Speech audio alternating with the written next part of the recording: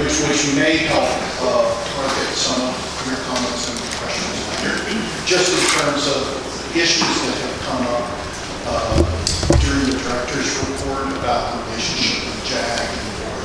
So just briefly, I just want to say the board's historic role with the demonstration of state forests is to approve the management plans. I think we've all on the same page on that. It doesn't actually control historically or interfere with the process of preparing them, although there is an interaction phase later, so that the management plans that come to the board for approval are not considered complete, and in some cases there's been a lot of activity between the board and the department. Could you speak in the mic? More recently, that was the case where we had several buildings not home.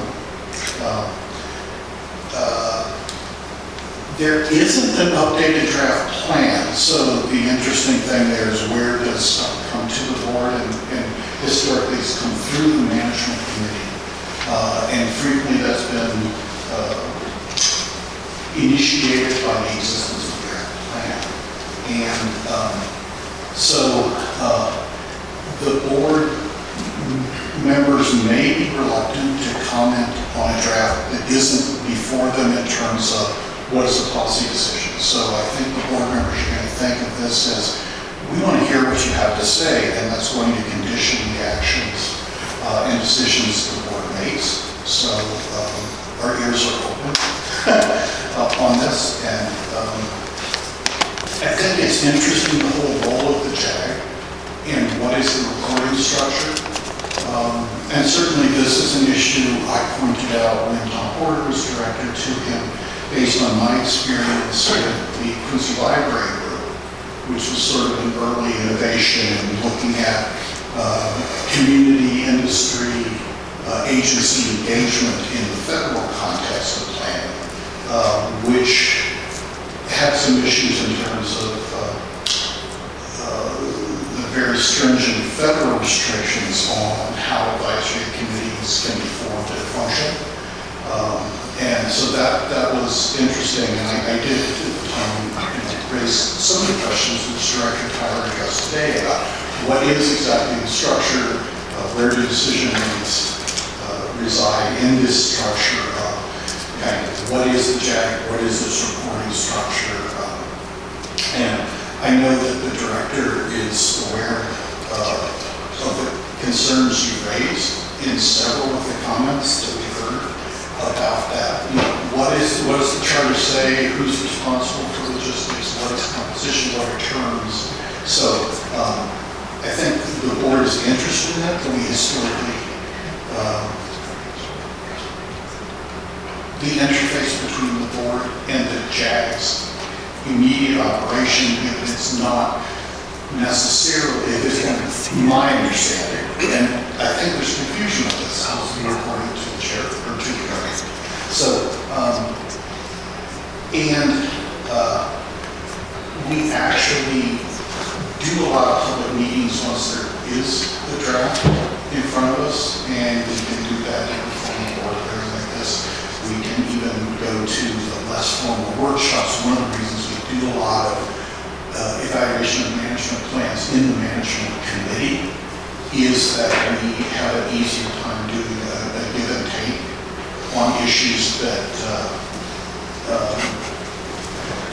when the board's meeting in context like this, we have to really sort of, under the open meeting laws, be careful to stick to agendized items, especially I think that's sometimes frustrating when we get to public forum, that there can't be sort of a back and forth on that. So anyway, I'm very interested in this. You mentioned about getting our feet dirty. I'd be very surprised if there are any board members who have not gotten mud on their feet. I see it. Good, now you're making me laugh. You guys went where he took you. I didn't even walk out the door. You couldn't even do it.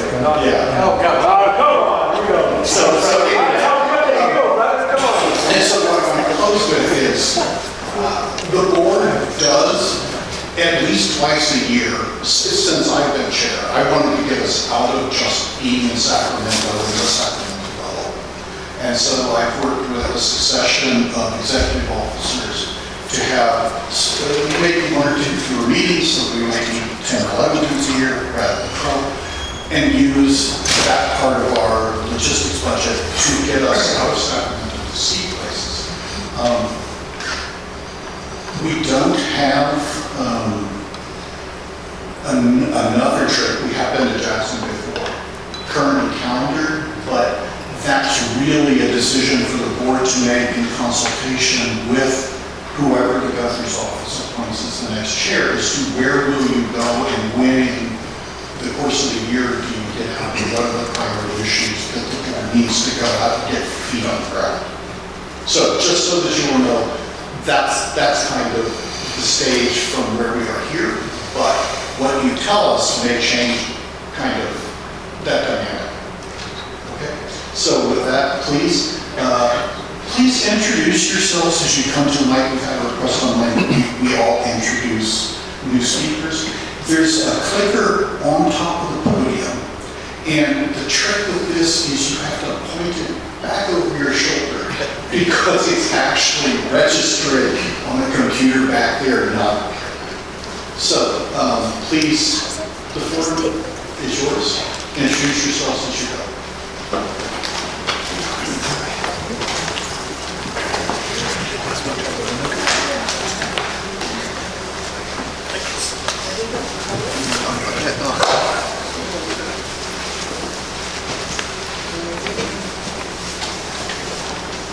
Can the board see the screen?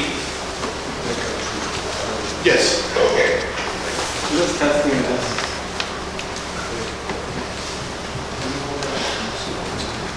Is it working? Hello, once again. My name is Edwina Lincoln from the Roanoke Valley Reservation, and I would like to take this time and this opportunity to be able to share one of our songs, not from Roanoke Valley, but from actually over in the North Coast, what we're talking about. I was honored to be able to meet the last of the Shaman people that were from Manchester, Pennsylvania, and that took me in as a young girl and taught me a lot of the different ceremonies in the walk of life that I speak of, and that's why this area and the land around us that we walk on is so important. But I believe in prayer, I believe in song, I believe in relating to the spirits of the land, because they come back and they guide us and they tell us what we need to do. So I would like to take this opportunity, this time, to be able to share one of those songs with you today.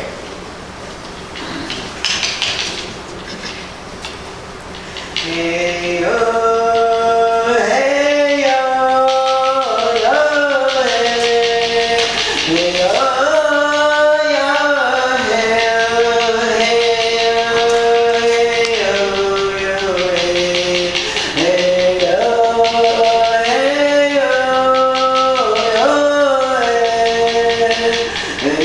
oh,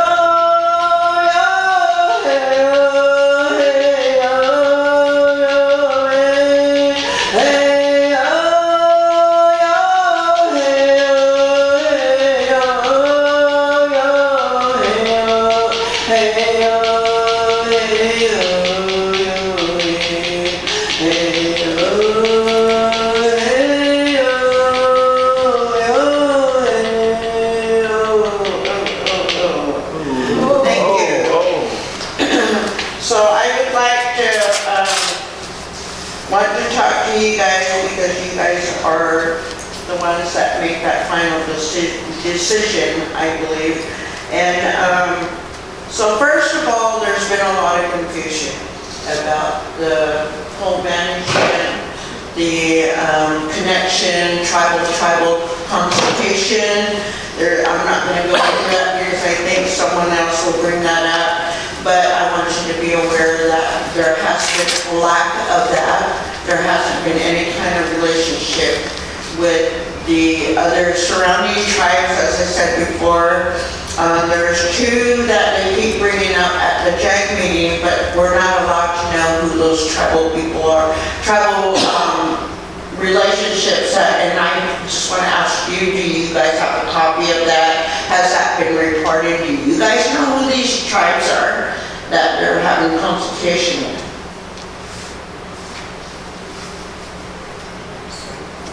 I couldn't say. Thank you for answering. Okay, so that's our problem as in Indian country, and with my, actually, I'm meeting with my tribal government to let them inform them about it. So I'm just learning that this is all taking place and that we need to step up and protect and come to a solution to where we're saying not to log, but we want to give management. I mean, isn't that, we all want to find out how we're going to manage this forest. And then there is a violation of the AB 52, as well as other laws under our tribal government. I believe that when they talk about these two unknown tribes that we're not allowed to know about, that the other tribes that CAL FIRE is taking away from our sovereignty rights as tribes. And that we should be the ones to be able to work together, tribal entities work together to be able to come up with a management plan and hand it over to CAL FIRE. So I feel like there's a reverse thing happening here, like CAL FIRE is telling the tribes what to do. So again, that's taking our sovereignty rights away as Native people to make those decisions. Then I would like to I don't like to be in confrontation. I always like to work towards the real goal and to working together. I was really hurt at the last JAG meeting. It was hard for me to manage as a Native woman, getting up and not being loud and not being, being any kind of way of disrespecting of the JAG board.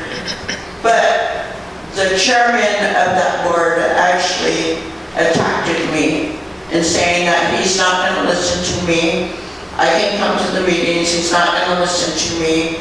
He wants me to prove to him who I am and where I come from.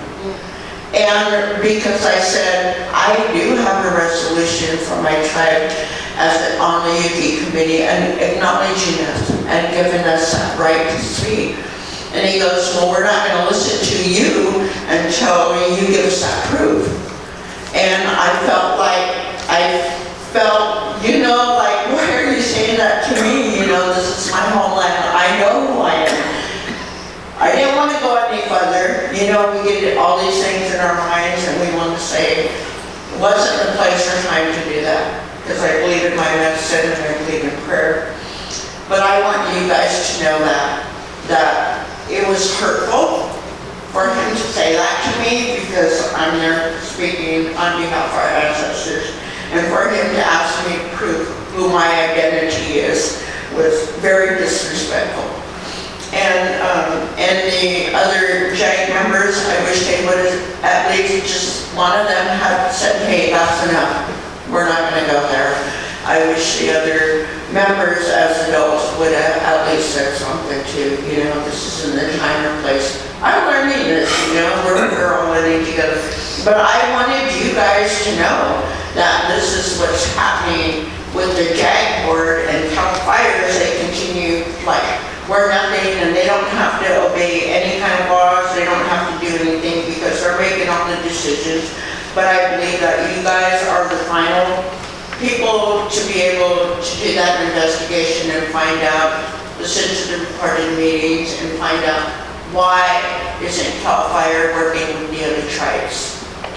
So anything that you need from me, you can contact me through the Round Valley Tribes, and they will be actually having other people as well as more of the UV committee members involved in what's happening here. Thank you for your time.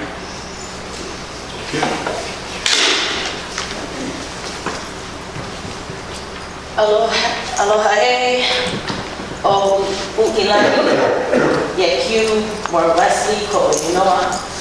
I am of Hawaii, she is of me. I stand here as a guest, a learning guest of Northern Pomo land. I'm a vision carrier and executive director of Hakakotile, a 6-acre indigenous woman-led farm, learning to be in good relations with the people of that land and remake the land. We sit right next to Jackson Demonstration Forest. We became a respite area for the very resilient, wonderful people that were trying to protect that forest and the sacred land that is there. I stand before you today and ask you all to take a moment to remember you are an ancestral seed of this Mother Earth, that each one of you have come from a land that at one time you had cultural attachment to, and that you had sacred songs and your people had sacred ceremonies, and I'm sorry due to trauma and many other things that a lot of us have faced, you've been ripped apart from it. We are foragers, we live off the land. We have forgotten to live in good relations with her. On this beautiful 6 acres, we are unlearning and relearning how to be in better relations. And I ask you, as fellow seedlings of this Mama Earth, for you to do the same. We are wasting time fighting and trying to get you to listen. But hearing what I've heard today, and hearing folks and seeing folks, an indigenous woman of this land shared a prayer with you, and you sat. You sat. An indigenous woman of this land shared her prayer with you, and you sat. I'm going to drop you some nourishment. Next time, don't sit. You are making her invisible. You're not acknowledging her sacredness of this land. Doesn't matter your belief system. What matters is to acknowledge. You want people to acknowledge you. You need to acknowledge her. Found that very disrespectful. So I'm going to leave you that nourishment, word or not. You have indigenous members coming in and they say a prayer, you stand. It's like somebody comes into your house, they need to follow your rules. This is their aina, this is their land. And your disconnection between your sacredness and your lands, I'm sorry you don't have, but I implore you to find them. I implore you to find them. Jackson Demonstration Forest is right there next to Hakakotile. If anything happens to that forest, we are done. If Mama Earth is sick, so are we. And her children and all the critters and the water and the earth, everything, the air, all the elements are sick. If she is sick, we are all sick. Anybody that knows and you have an attachment to the land and you're actually listening, she is putting out the biggest 911 call right now. I know as a Kanaka, as a Hawaiian, I've seen what happened to my aina. The pollution in our water that have hurt our people. The fire that destroyed our aina. Was because things were rerouted and people did not listen to the people of that land. They begged them to not think of money, but to think of what the indigenous people of that land knew about deterring that water or having the water go other places. Destroyed that land and caused the biggest catastrophe. And I lost people. And I can't get that back. But while I'm here on Honolulu, on Turtle Island, I will do what I can to amplify and create spaces for the indigenous people of this land to speak and demand for folks to take the time and listen. Cannot heal this land if you don't listen to the people of this land. That is not pono, that is not good for you. It will make you sick just as well as them and us and the air and water. I thank you so much for your time. I want you to take a moment of your own time when you're in your quiet space, take a deep breath and think about the water you drink, the air you breathe, the land that you grow food on, and eventually we're going to have to be growing a whole lot more food the direction that we are going. Is that food you would feed your children? Is that air that you would want your children to breathe, your grandchildren to breathe? Is that water you would want your grandchildren, your children to breathe? There's nothing like handing the military a glass of water from a tap that they expected us all to drink out of, and they wouldn't drink it. Don't be them. Well, hallelujah for your time.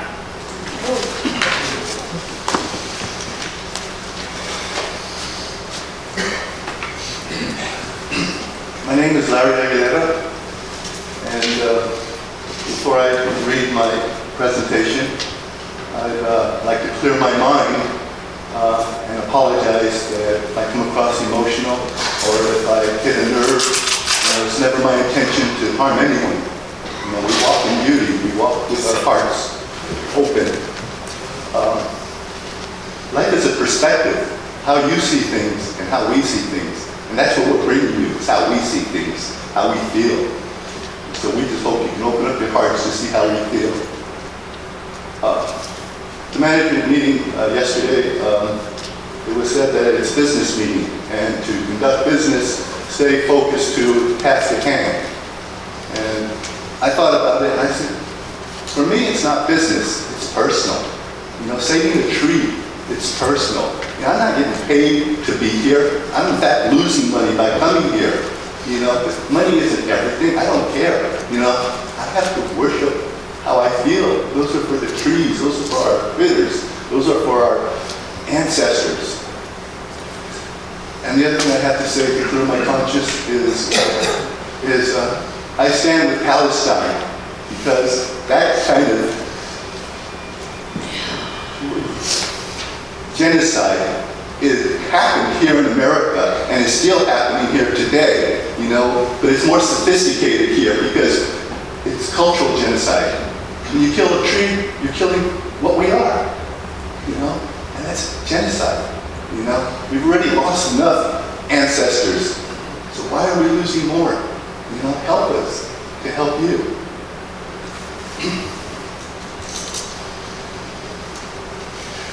Thank you for allowing me to speak. As the Board of Forestry, you speak for all the trees in California. I came here to speak for the trees in Jackson Demonstration Forest. I came with the coalition for 3 reasons. 1, to protect sacred sites. 2, co-management. And 3, to save the trees from being cut down for profit. I grew up as an American, just like you. But I also grew up as an indigenous person. I'm living the American dream. You know, I have material things, but that's not enough. You know, in my heart, I know I must fight for the ones without a voice. Mother Earth, the trees, the critters that live in there, and the ancestors at Jackson Demonstration Forest. There are sacred sites there, places where ancestors lay to rest in peace, places where indigenous people fled to escape the genocide from the greed and the gold of the land. What if Americans in World War II lost? How would you feel if they built strip mines on your cemeteries, or build logging roads, or bicycle paths through your sacred sites? Ask yourself, what would you do to protect your sacred sites? And I hope it's not Fort Knox. Your boss, the governor, has stated he wanted co-management with indigenous tribes as it pertains to land and forest. Co-management implies that he wants help managing the forest. We as indigenous people have watched the land deteriorate to the point that we are now facing global warming and fires that are out of control. My ancestors were managing the land long before the United States came to being. We lived in balance and harmony, and Americans, when they came here, they found beauty and abundance here. Now we are powerless and subjugated to watching our Mother Earth being raped. All we had was our prayers and our ceremony, And that's what we did. As a race, the human race, we stand at the threshold of global destruction. And your boss came to us so that we could help by way of co-management. It takes a strong leader to ask for help. And we opened our hearts, and we stand ready to help with more prayers, more ceremonies, including co-management for the land and the forest. I recently learned that there are policies being made by the government to government, policies being made in secret that tribes could not be named. What happened to accountability and transparency? Are these just buzzwords like co-management? I'd like to mention 5 other policies that were made in the darkness that not too many Americans know about that happened to indigenous people. 1, they divided up the reservation in order to take more land away. 2, they put kids in boarding schools to take them away from their families. 3, they sterilized Indian women without their consent. 4, they did frontal lobotomies without their consent. And 5, forced relocations into the cities.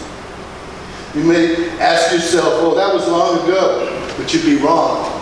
I'm married to a strong, beautiful, indigenous woman right over there who had all these 5 policies done to her and her family. That's historical trauma. But the real question is, are you ready to listen and do the right thing? Jackson State Demonstration Forest is in my backyard. I live in Willis. When I heard that there were trees being cut down for profit at a state park, I was saddened. Through history, American genocide, I learned that there are 4 types of American: doing the killing, supporting the killing, not caring of the killing, and trying to stop the killing. Trees are the same way: cutting, supporting, not caring, or trying to stop it. Which one of these are you? It's a state park, not a commercial logging forest. Or is it? I learned that in its conception in the 40s, it was written in to have commercial logging. Why? Are you listening? Do the right thing. You're smart enough to know 1 tree cut for profit is 1 less breath of air for mankind and closer to global destruction. How did we get here in the face of global annihilation? Mother Earth is going to do what she's going to do in the end, with or without us. Can you do the right thing because it's the right thing to do and not for profit?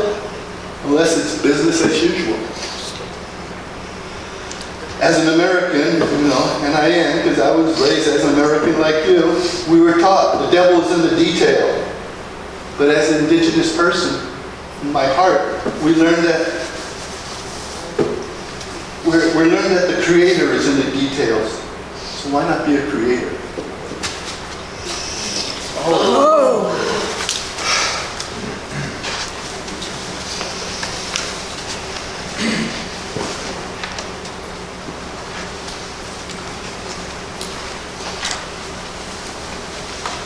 Hello everyone, my name is Andy Wellspring, and it is a great honor in my life to be able to speak with the people that we just heard from today. I'm another member of the Coalition to Save Jackson State Forest. I really wish you could, that the room was oriented differently, because the point of this slideshow was for you to see how beautiful all the critters and the landscape and the trees and the plants and the mushrooms are out there, and because they're not here with us, and it's a nearly 9-hour round trip to get here. It costs money, and like Larry said, it's hard to be here. So we really do encourage you to come and meet and see how many more people, as you can see in the photos too, how many more people didn't make this trip with us today that support this coalition. I want to thank Ms. Castro also for providing me with a copy of our written statement, from which myself and another member of the coalition will be sharing some parts of now. But we do welcome you to respond to us in writing. We have an email address here that you could each after your time to reflect on all the knowledge being shared with you today, we would love to hear back from you in writing. The coalition to save Jackson State Forest is a broad coalition. You've heard from tribal members, both Coast Yuki and Northern Pomo.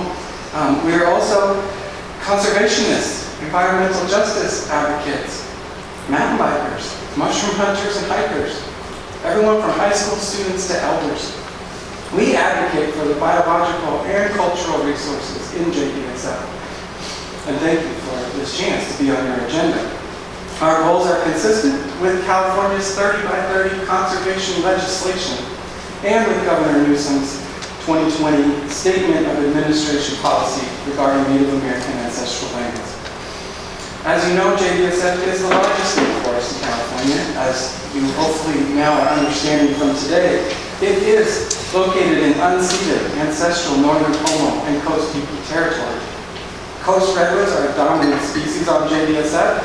They sequester, according to the scientists in our coalition, and they sequester and store more carbon than any other tree species on the planet.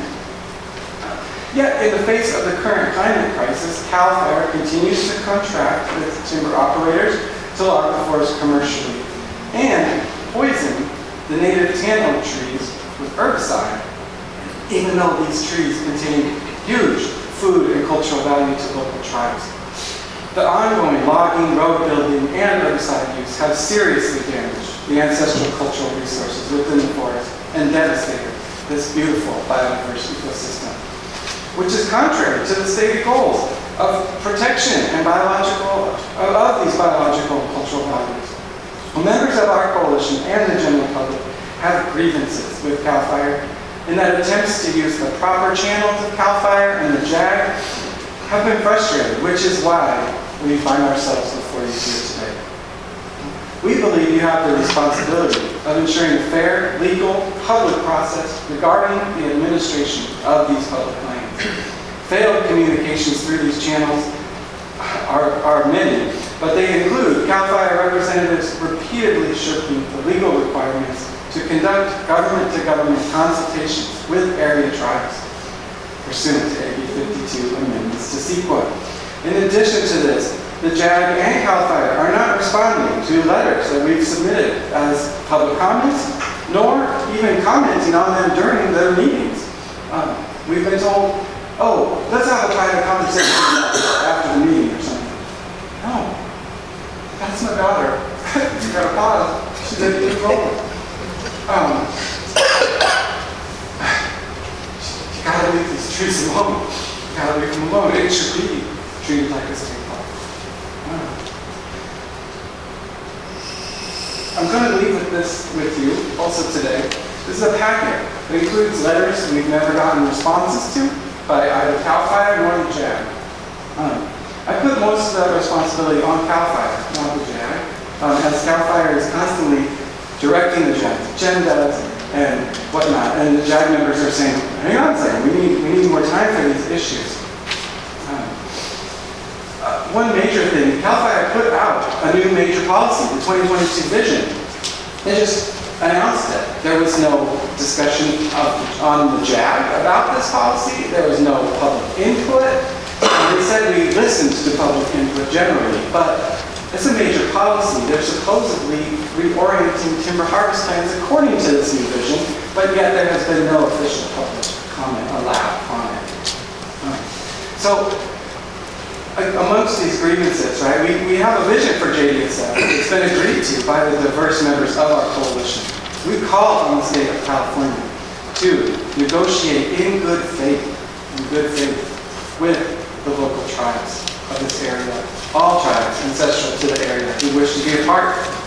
This is how CAL FIRE and the state could live up to the governor's policy directives in 2020 to pursue co-management with tribes. As a white person, born and raised, lived in California my whole life, I want nothing more than as a guest in this beautiful land that is California. Please, the state of California needs to fulfill this goal of the governor's. I can't even, it's hard to describe in words, like how good it made me feel that the leader of our state is finally like apologizing for the horrible things, some of which have been described to you already. To make amends for that is so important. I want this to be done in my lifetime. I want this to be done as soon as possible, but it's going to take time. So you have to talk to all the tribes and really work with them. The California Democratic Party recently has called for tribal co-management of JDSF, and they represent approximately 10 million registered California voters. We have a copy of their resolution for you here, as well as other letters of support from large organizations. And one thing, just to say about this co-management, it's very clear that when CAL FIRE created a tribal advisory council, they will not be co-managing the forest. We believe that mere advisory status is disrespectful to the sovereign nations on whose land we all live. We have for you also an example from the nation of Canada, who is partnering with local tribes in creating a park called the Taidenenene Park Reserve. It's a three-way consensus between the federal government of Canada, the tribes, and the province in which that land is located. We have a copy for you here. They have a consensus, three-way consensus. They all must agree before anything goes forward. And it's working, it's beautiful. We also have locally in Mendocino, northern Mendocino area, the Sinkyone, Intertribal Sinkyone Wilderness Council, who have already proven to the state and the world that they can effectively restore redwood ecosystem. Thousands of acres already happening. The last thing I'd like to say before I pass it to my colleague is that the state's own BETS report was commissioned in 1999. It found that extreme degradation of cultural village sites was routine in JDSF, both via logging and road building under CAL FIRE management. And they urged a work stoppage until a thorough survey of cultural sites could be conducted. It's long past time to heed these calls, as JDSF contains myriad cultural village sites, sacred sites, and connecting trails, a cultural landscape, as it's being called by anthropologists, that is worthy of protection as a UNESCO World Heritage Site of the United Nations. I'd leave you with the question, have you reviewed the BETS report and noted how far out of compliance CAL FIRE's management of JDSF truly is in regards to cultural site protection?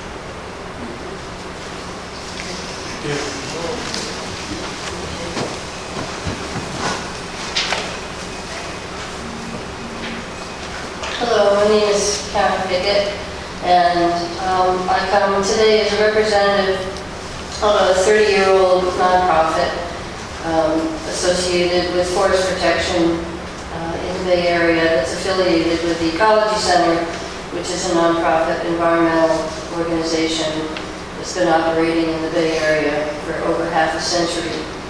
And my organization is also a member of the Coalition to Save Jackson. So I'm sharing the presentation of our abbreviated version of what we wrote up as a coalition for our vision for Jackson Forest.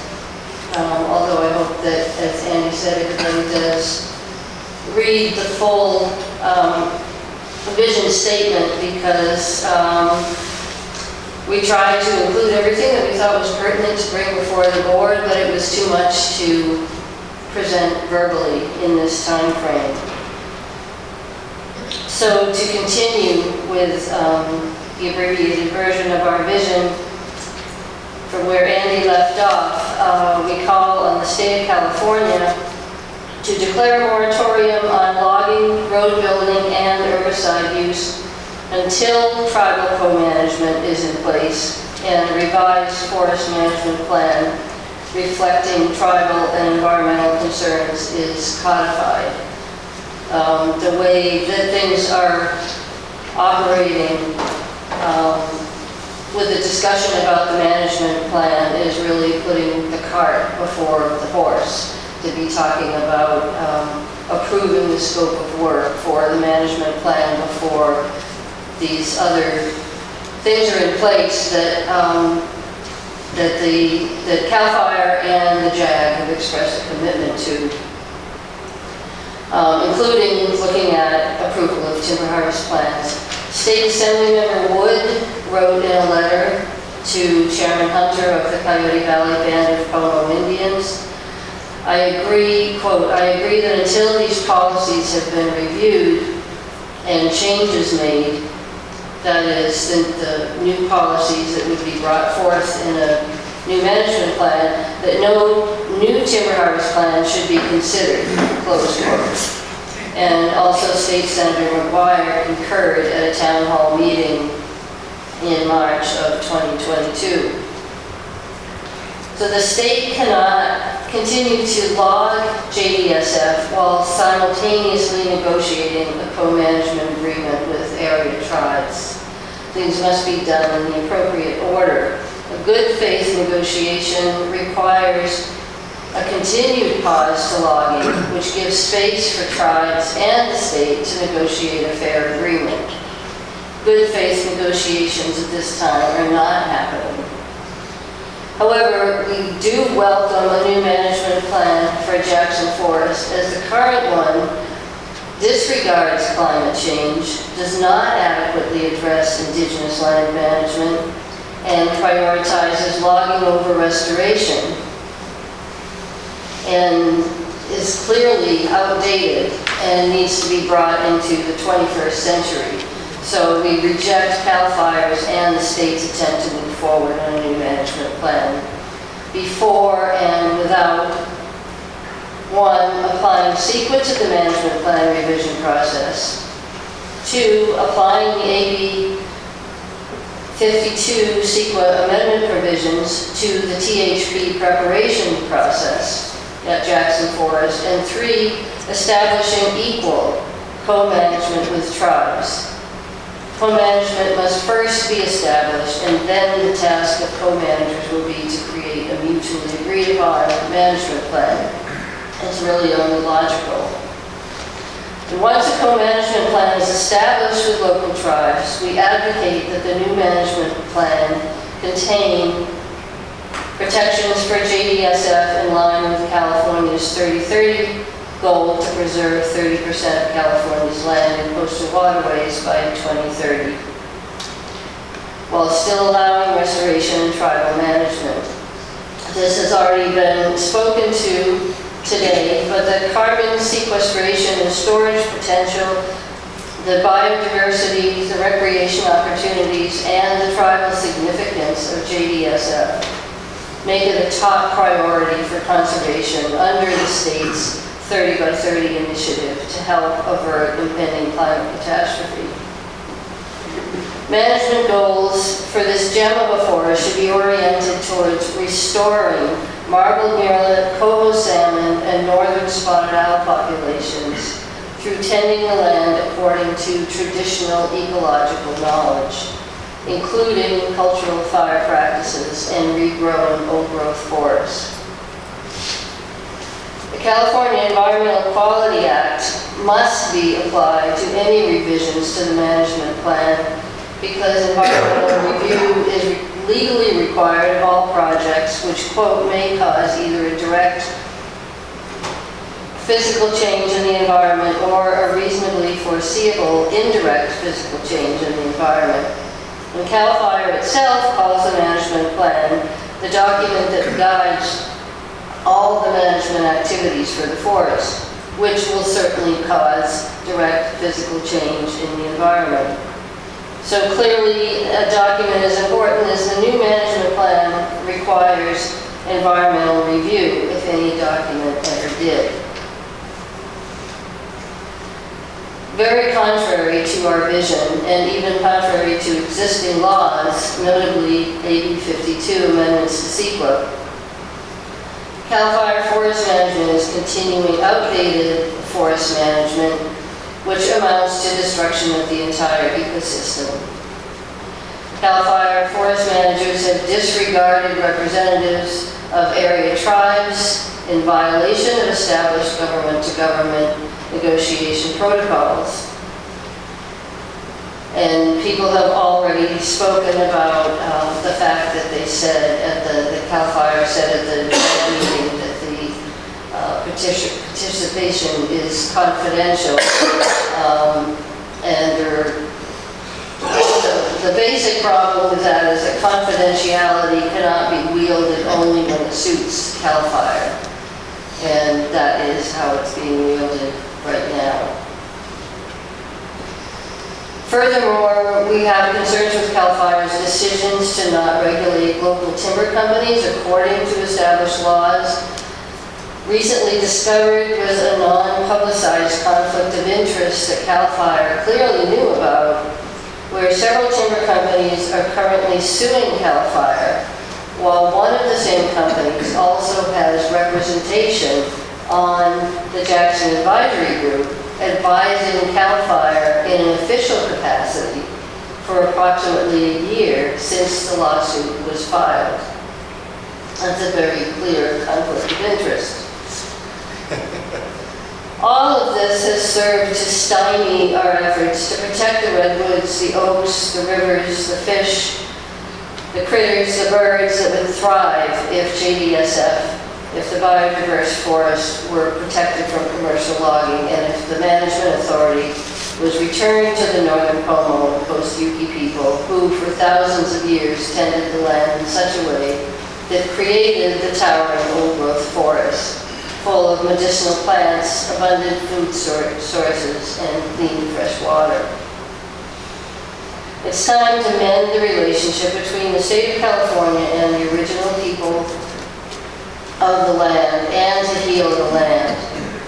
This is required by any measure of morality, and traditional ecological knowledge is the most effective way to reverse climate catastrophe caused by the industrial age and ensure a livable planet for everyone. It's time for the state of California to stop breaking its promises to Native American tribes and work together with them to sustainably manage state lands and protect sacred sites. Is it not for the best good of the people of California, for the first inhabitants of this land, for all the other species, plant and animals, and for the earth to have the ideals of the highest and best use and vision for the land to guide whatever we do to manage it? And traditional ecological management and climate mitigation and protection of sacred sites are the highest and best use of Jackson Forest. Is it not sustainable? Is not sustainability, respect for tribal sovereignty, and climate mitigation not something we want to demonstrate? We believe it is. The bottom line responsibility for the actions and policies of CAL FIRE and the JAG lies with the Board of Forestry. Someone spoke earlier about, being within your purview, your responsibility to look at a draft plan once it comes before you. However, governments and bureaucracies are based on hierarchy, and we know how these hierarchies work in the state of California. And the Board of Forestry has responsibility for other agencies, for advisory boards, and how they carry out their activities and how they develop policies. So yes, it is your responsibility, and that's why we've come here today. After so many broken promises and words without action, the buck stops here with the Board of Forestry. There is too much at stake to ignore these issues. The time for change is now. Thank you.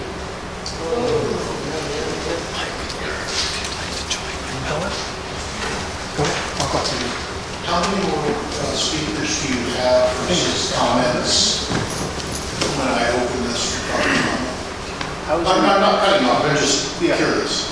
Two. Okay. Three. Okay, go ahead. No, I'll go last.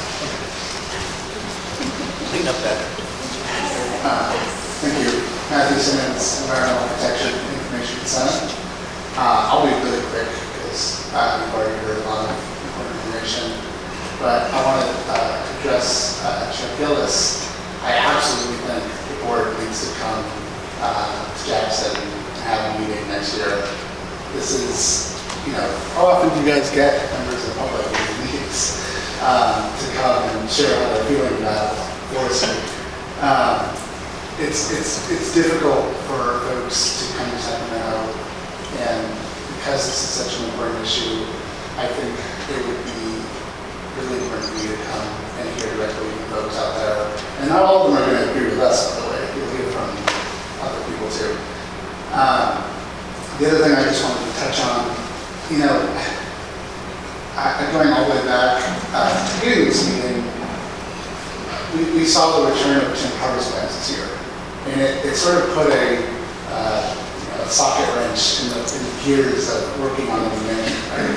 Because, we thought we might have to go back to that place of conflict that we were in a couple of years ago.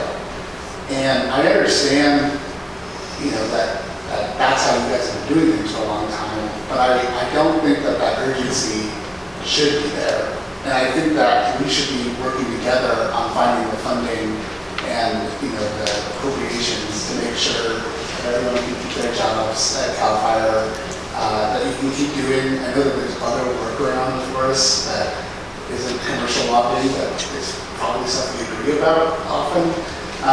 And so I just want to say that, we can be a resource to the board and to CAL FIRE in terms of talking to legislators, advocating, and that the board should have the funding it needs to do this rewrite management plan correctly, right? And the time that's going to take. I think if you reach out to a tribe and they don't respond right away, that's not a, okay, go ahead. That's a, we need to do a better job of reaching out. And that takes time and that takes money. And so let's work together on figuring out ways to make sure that happens in a good way. Thank you.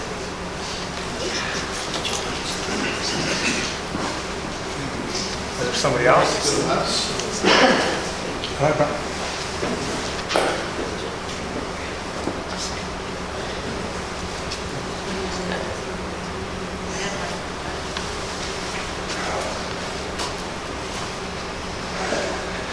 I'm sorry. I just, if I can't laugh at my life, what can I do at this point in my life?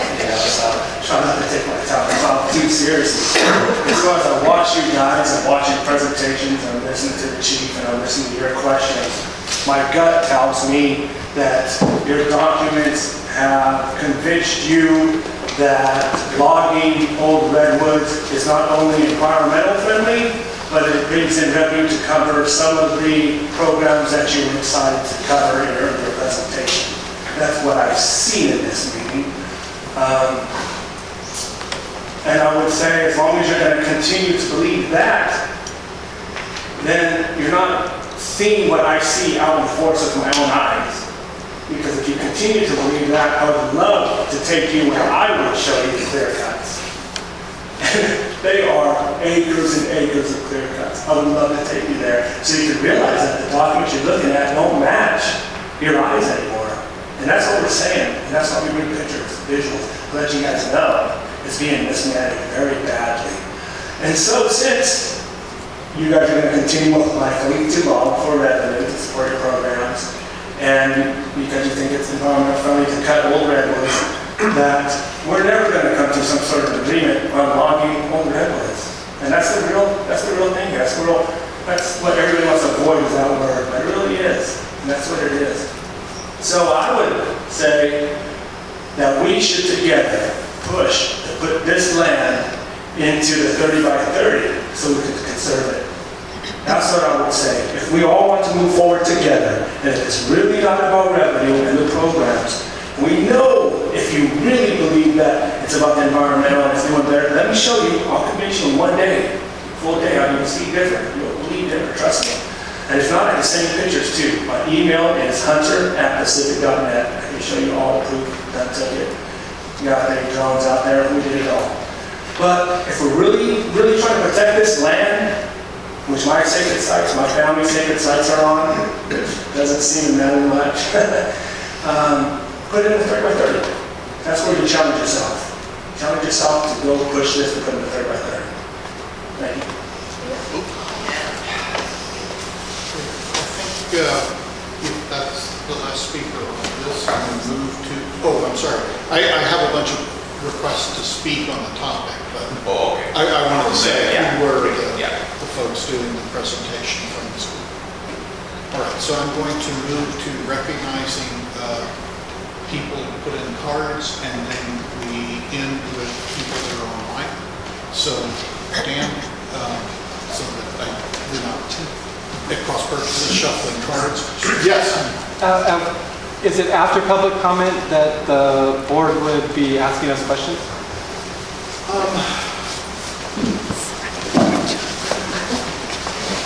I'm not sure which members will ask questions after the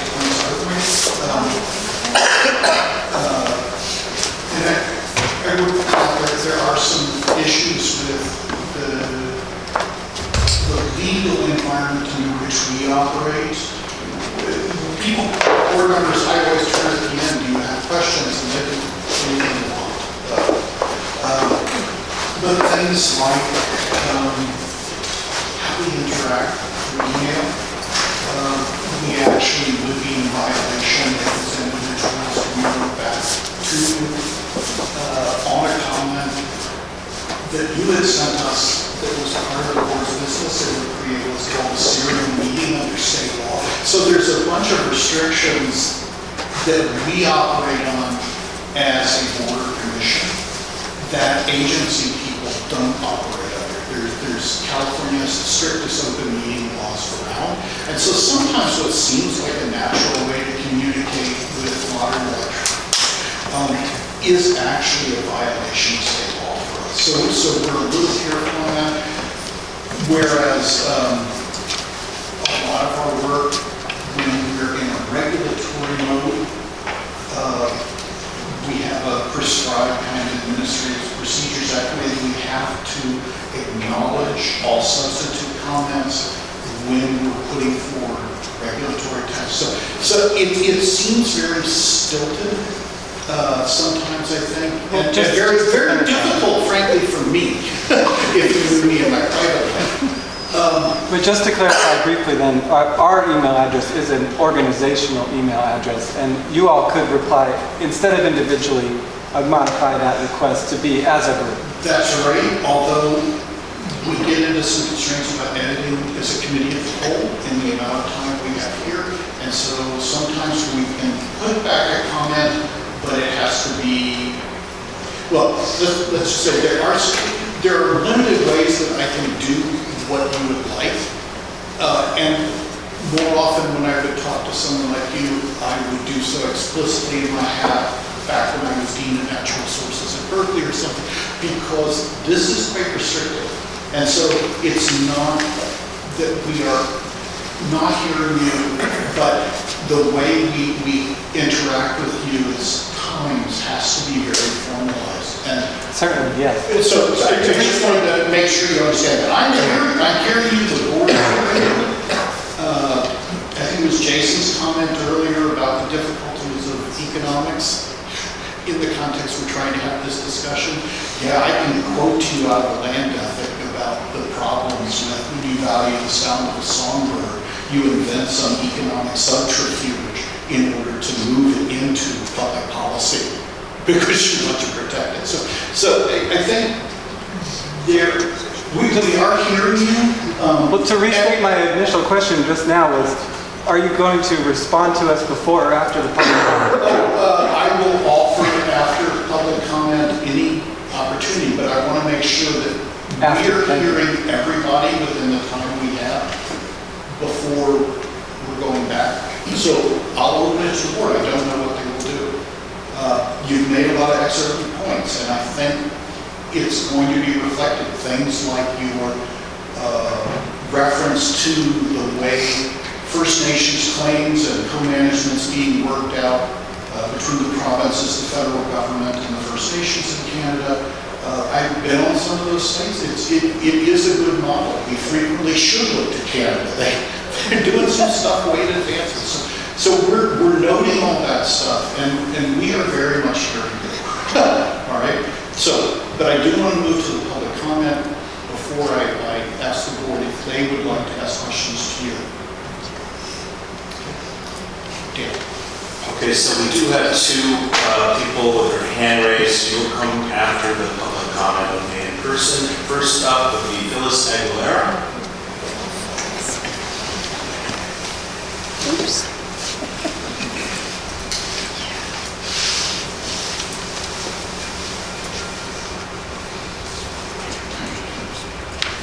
Hi. Can you hear me? Yeah. Okay. Yes, I'm Phyllis Aguilera, as you mentioned, and I'm a member of the Native Nation, which is also known as the Navajo Nation. And the way that we talk as Indigenous people is that first I need to acknowledge the original inhabitants of this land, because I am a guest here since I am not from this area. But I do have to respect the people who live here and who are living here. And so that brings me to the point that in listening to all the presentations and the reports that I did hear the word mentioned training in one of the presentations or reports. And I do not know the details, and it was not, didn't have time for the person to present the details of the training, but I did want to share and suggest however the process works and whoever needs it to be filtered down. I think it would be a great idea to include cultural training, because on my end, the Navajo Nation provides cultural training with any non-natives so that they will learn our culture, or how we work, how we operate, what kind of people we are. Because people have different opinions of who we are and what we are based on maybe meeting one Navajo or whatever. But I think just a suggestion that it could be filtered down to have the cultural training included when working with the tribes. To me, that seems like you have to know that the people, our people, from the different lands and different cultures, there's a lot of similarities, but there's also differences. So it seems to me that if we want to come to an agreement, that would be a critical training to consider and implement so that we can all save on the earth and save the earth for our future generations, which, it's sad as an elder person and seeing the destruction, as I mentioned before, and it's like, what are we doing? What are we doing for our future? There's all these policies of everything that bog all this stuff down, but I think by you learning our position as Indigenous people, learn from us, what have you done? That's going to help solve some of the problems. I think we're kind of way past saving the world, but at least we can attempt to in our lifetime. So thank you.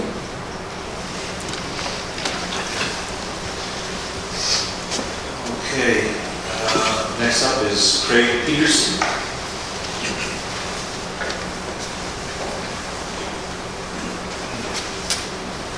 As everyone has said, thank you for allowing us to get input here today from the public.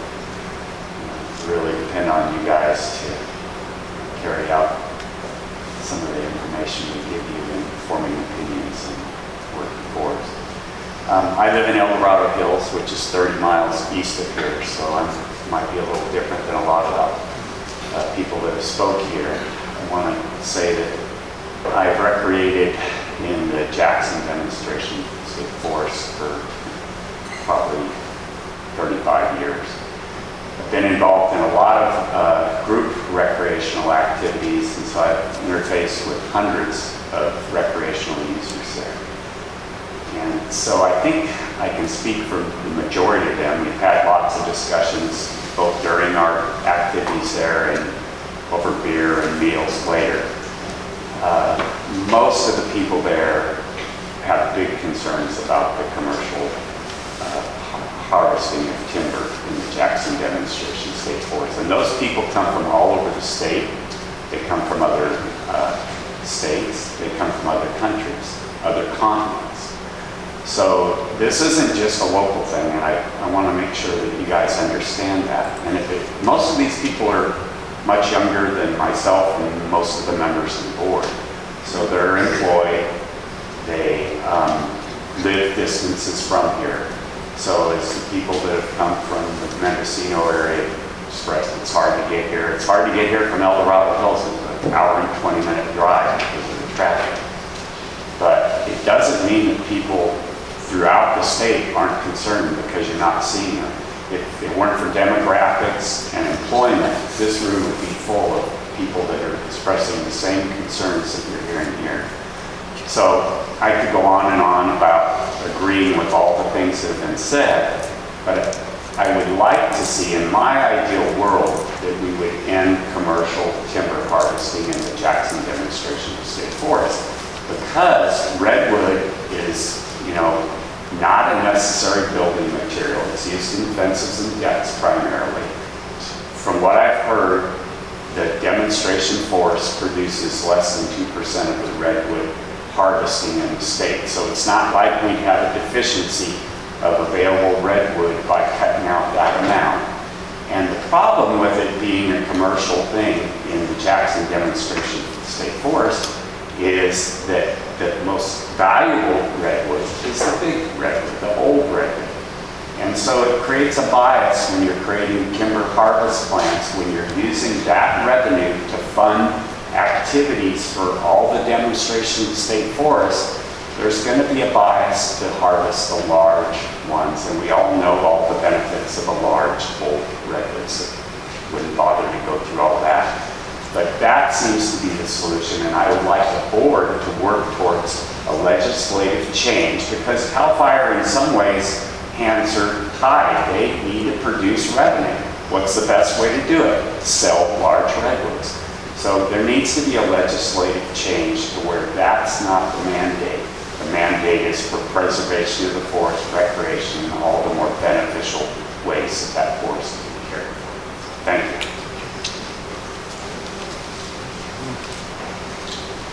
Okay, next up we have Karen Pickett. I'm good. Next up is Gary Hughes.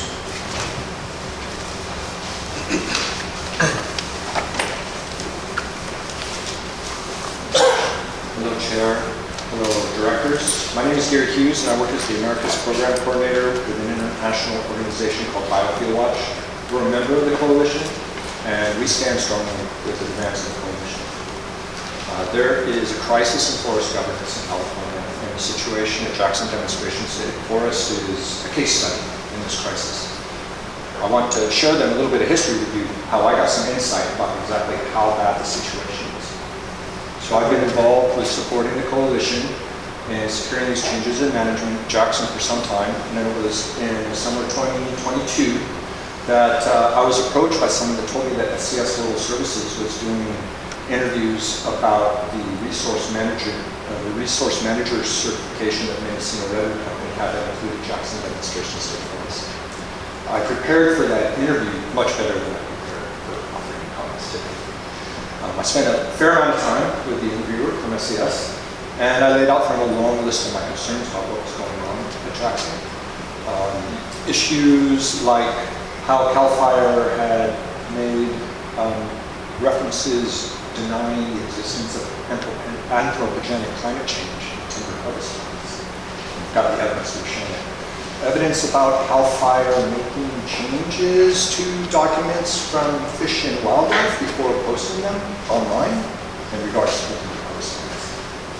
Questions simply about feedstock sourcing for the pellet mill in Calipella, which is, a controversial project that hasn't received enough attention.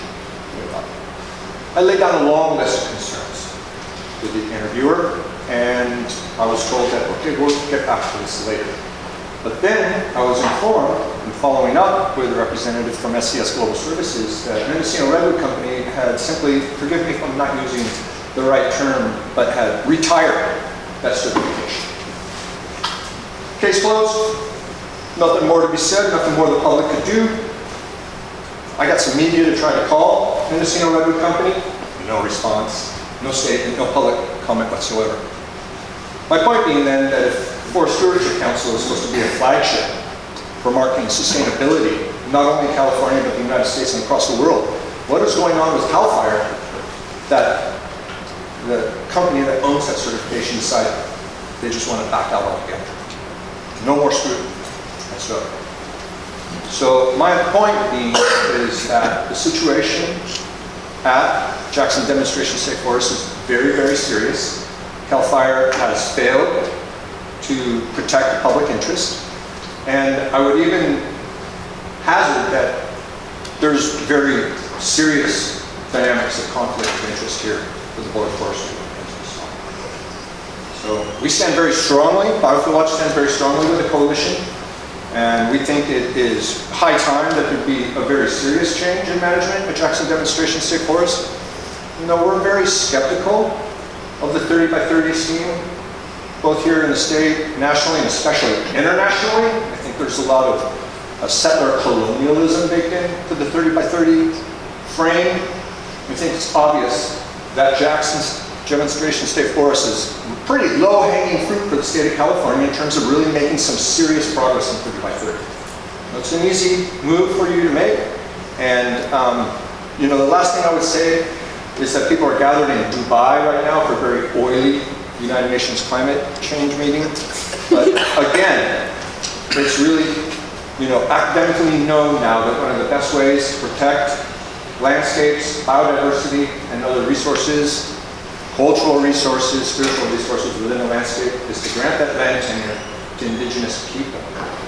So you have a lot of really great options right now with Jackson, and I hope that the Board of Forestry will make the right decision. Thank you. Okay, next up, Richard Diener.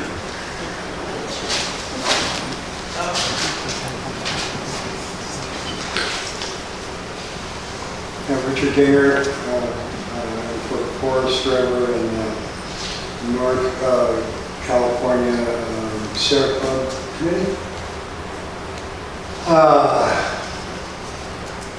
lot to digest. Things should be easy, but there's a false THD urgency, like the pressure on CAL FIRE to get the JAG to approve the Camp 1 harvest plan. But it's not going to be approved up for real approval for 2 years. And one of the things that happened with that so-called consensus that the chair thought was just a majority rule deal, is that I was told it was the first time that the JAG has had any opposition to approving a harvest plan that was brought before them. Oh my gosh. So I think we need to take that into consideration. And you really can't afford, in a lot of different ways, to do what happened in 2011, to take a consensus, in that case, the plan at that time, it had full representation. I mentioned that before. And Mike was on that consensus. Maybe you could tell you some stories.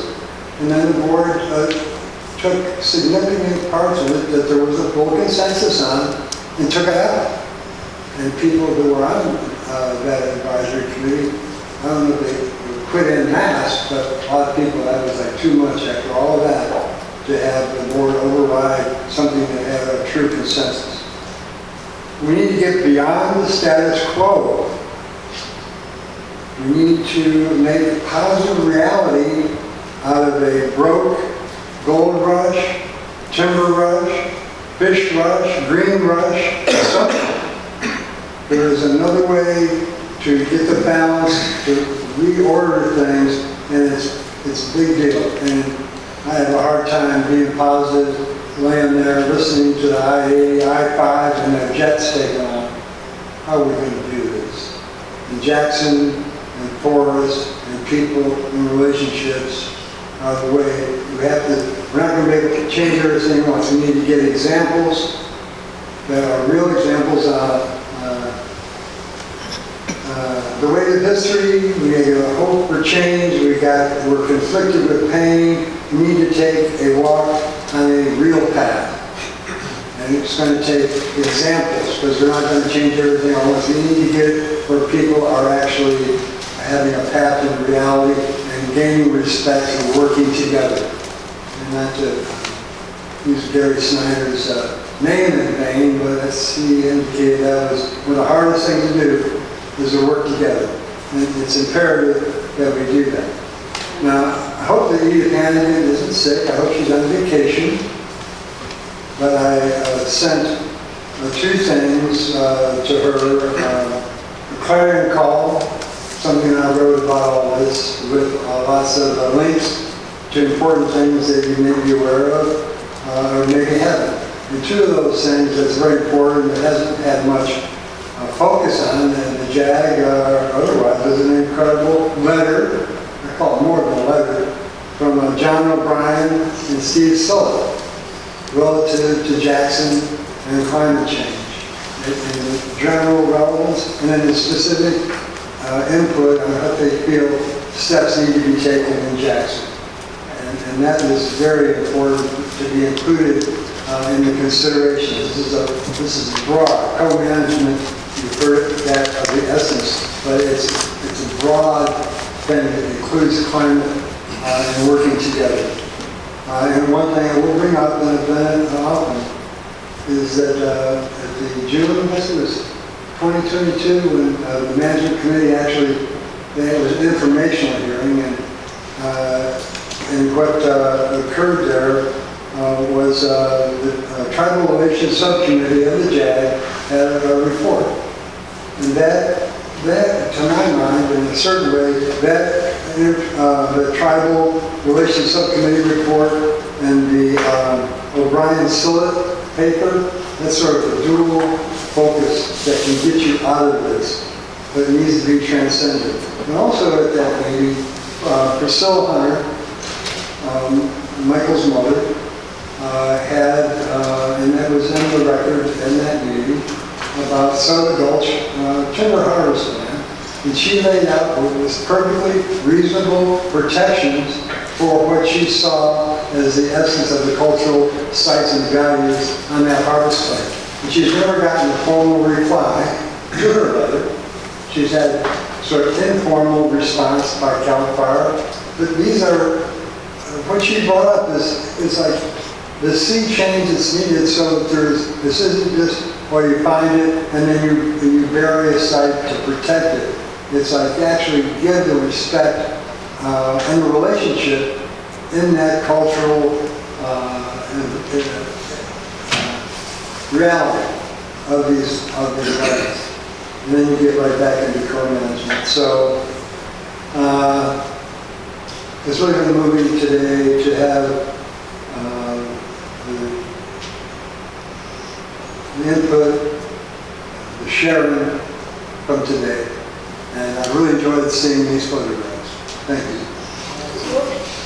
Thank you, Richard. Michael Hunter. I'm good, I'll pass, thank you.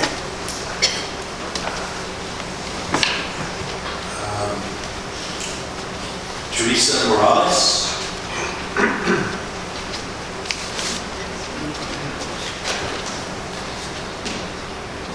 Hello, my name is Teresa Morales. I'm new to the coalition to save Jackson Forest.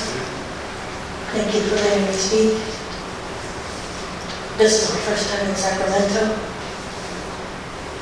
At the entrance to this building are some true words. Nature is not a place to visit, it is home. Again, nature is not a place to visit, it is home. Not only is Jackson Forest a physical home to countless plant and animal species, it has been a refuge of the spirit for countless generations of people, as it is for me now. People seeking healing and connection with the earth from which all life emerges. I moved to the Mendocino coast 20 years ago from the concrete suburbs of the Bay Area for exactly this purpose, to find healing and connection with the source of life that can be heard and felt so clearly in these precious wild places. When I walk in the forest, the trees sing life and remembrance of what is valuable and true into every cell of my body and call me to help defend them so that they may continue to stand tall and provide spiritual sustenance for future generations of all species. Can you not see the value of this pristine spiritual resource? If it is just money you want, if it is the dollars alone that drive you to cut down these cherished trees, please stop and reconsider. This radiant forest could be a co-managed perpetual blessing for the tribes and all who come seeking renewal and rejuvenation, because people are willing to pay to have access to these wild and beautiful places and want to preserve this crucial oasis of healing and wholeness in our concrete world. Please, open your eyes, open your hearts. Please save Jackson Forest. Once again, the words on the wall out there. Nature is not a place to visit. It is home. Thank you. Thank you. Matthew Simmons. You can skip it. You can skip it. Okay.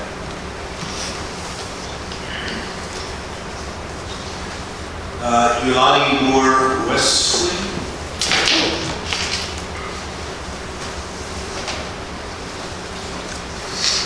Aloha o Ilani Yakel Moore Wesley, ko Inoa. Again, I am a visitor here on this beautiful land. Give honor and respect to the indigenous people of this land that we stand right now. Greetings, my fellow seedlings of this earth. I hope you are listening today, but not just with your eyes and your ears, but with your hearts. The hearts of all your elders before you, your ancestors before you, and all that are coming. I hope you are truly listening. You have an opportunity here to change things, to be a better example. I am a mother, and I think sometimes, as a mother, as a nourisher, as a responsibility to my children, you have to take the time to help them see a different perspective so they can honor the process of healing or honor the process of learning. Michael Hunter pointed out something today that I think I just wanted to say one more time. His eyes told a different story. When you visited the forest, you probably got a different perspective. I ask you to go into the forest with different eyes, with an open heart, so you can see things differently. So I really hope you listen. And many of us that have been out in the forest, our eyes are not lying. We are seeing something different. Get your boots on, go barefoot, do whatever you have to. Don't stand on the outside of the forest, get in it. I am big and fluffy, and I have been up in it. And I'm telling you, what you say is happening, it's not what's happening. She is being destroyed. She has feeling she is alive, and you feel the destruction in her. And if you don't, there's a problem. So with my children, sometimes I ask them to put on a different pair of eyes. When they're complaining about the houselessness, folks that we run into the street begging, when they complain about different things, I ask them to put on a different set of eyes so they can see another perspective. I'm asking you to do the same. And sometimes as nourishers, as I believe you all are, sometimes we have to nourish others, like Cal Fire. No disrespect.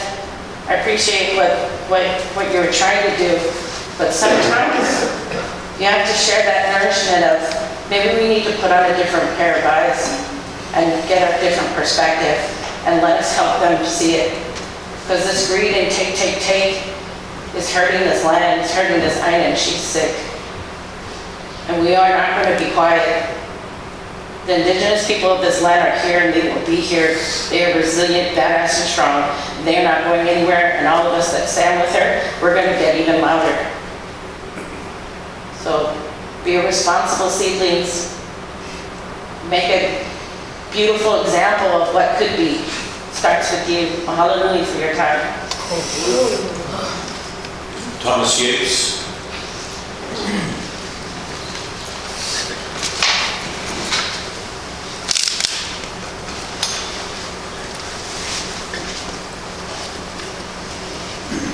Hello, my name is Thomas Yates. I'm from Sacramento, but I spent 30 years living in the redwood zone of the lower Russian River in Sonoma County on the coast. They're experiencing a collision of management actually here. 10 to 14,000 years ago, the indigenous people arrived in this area, if you want to go by Western science analysis, and they learned to manage the land. And there were millions and millions of indigenous people living north of the bay. And they managed the land to where it had peak productivity. Unbelievable salmon runs. This is all before the conquistadors came. So after 150 years ago or so, when the settlers came, we have new managers come in to take over. The new management plan has not been sustainable. The new management plan has destroyed the ability of our planet to convert carbon into oxygen, because those giant forests were key, absolutely key, in the balance of the atmosphere, of the chemical makeup of the atmosphere.